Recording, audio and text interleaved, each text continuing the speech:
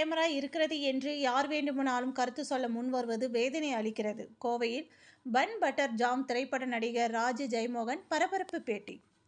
ராகு மிர்தாத் இயக்கத்தில் நடிகர் ராஜு ஜெயமோகன், நடிகைகள் பவ்யா, திரிகா பாதயா, பிரசாத் ஆகியோர் நடித்து தற்போது வெளியாகி உள்ள திரைப்படம் பன் பட்டர் ஜாம்.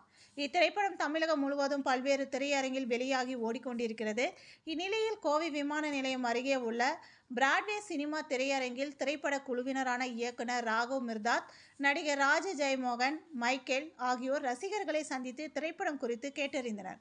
தொடர்ந்து இத்திரைப்படம் குறித்து செய்தியாளர்கள் பேசிய நடிகர் ராஜு ஜெயமோகன் கூறியதாவது: பன் பட்டர் ஜாம் திரைப்படத்திற்கு ரசிகர்கள் கொடுத்த ஆதரவிற்கு நன்றி எனவும், இந்த திரைப்படம் ஆண்களுக்கு மிகவும் பிடிக்கும் என்று எதிர்பார்த்த நிலையில் பெண்கள் அதிகமானோருக்கு பிடித்துள்ளது. குடும்பமாக பலரும் வந்து திரைப்படத்தை கண்டு செல்கிறார்கள் என கூறினார்.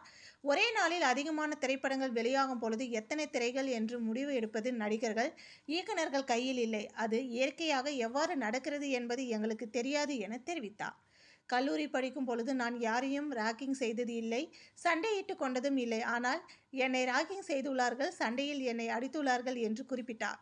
என்னை பலருக்கும் அடையாளம் காட்டியது தொலைக்காட்சி நிகழ்ச்சிகள் தான் என்றும் கூறிய அவர், அனைத்து விமர்சகர்களையும் நாங்கள் வரவேற்கிறோம். நாங்கள் ஏதேனும் திரைப்படத்திற்கு செல்ல வேண்டும் என்றால் எங்களது விமர்சனங்களை பார்த்துவிட்டு தான் செல்வோம். ஒரு திரைப்படத்தில் பாசிட்டிவ், நெகட்டிவ் இரண்டையும் கூறுவதுதான் ஒரு விமர்சனமாக இருக்கும். அதை தவிர்த்து கிண்டல் செய்வது தவறு என்று நினைக்கிறேன் என தெரிவித்தார்.